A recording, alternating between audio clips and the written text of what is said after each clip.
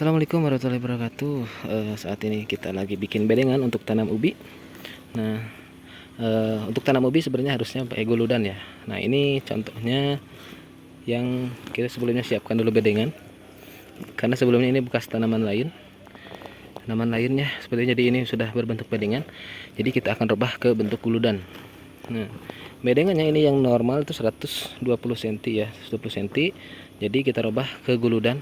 Tengahnya kita kasih tandon pupuk organik, kemudian nanti kanan dan kirinya kita naikin seperti ini yang sudah kita rubah menjadi guludan ya, jadi guludan bisa dilihat. Jadi jarak antara paritnya ini kurang lebih 40 cm, kemudian guludan ininya karena tadi bedengannya 120, ini kurang lebih 80. Memang normalnya ini adalah sekitar 60 cm, jadi pas 1 meter ya. Ini lebih tinggi, nah bisa kelihatan tingginya kurang lebih bisa 40 atau 50 sentian untuk guludan. Nah, kalau bedengan ini kan hanya sekitar 20 cm. Nah, setelah itu kemudian kita naikin sebelah kanan dan kirinya. Kanan dan kirinya kita naikin sampai berbentuk guludan. Nah, kenapa untuk ubi ini harus guludan bukan bedengan? Karena ubi ini dia bentuknya kan umbi, jadi dalam tanah, sehingga ketika dia tumbuh ke dalam kemudian tanahnya keras seperti bedengan ini, nanti umbinya akan hasilnya bulat-bulat.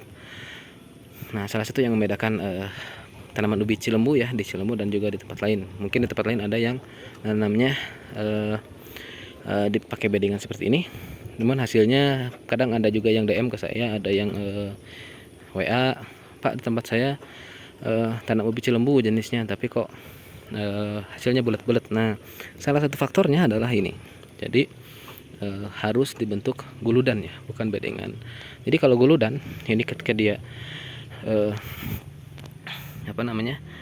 umbinya tumbuh atau keluar, di bawahnya ini remah sehingga umbinya akan mulus panjang-panjang. Berbeda halnya dengan di bedengan seperti ini. Jadi nanti akan ubinya bulat-bulat dan dia akan terhambat untuk proses pembentukan umbinya.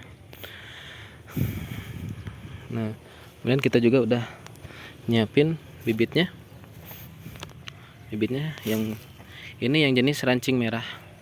Yang jenis rancing merah kita ambil bagian pucuknya saja ya, stek kurang lebih 25 cm atau 1 jengkal. Nah, kebetulan sekarang ini kita maju ke musim kemarau ya, jadi akhir musim penghujan. Karena alhamdulillah airnya di sini cukup, jadi kita bisa tanam ubi. Cuman harus hati-hati untuk musim hujan, musim kemarau akan biasanya ada serangan hama lanas atau Psilas formicarius.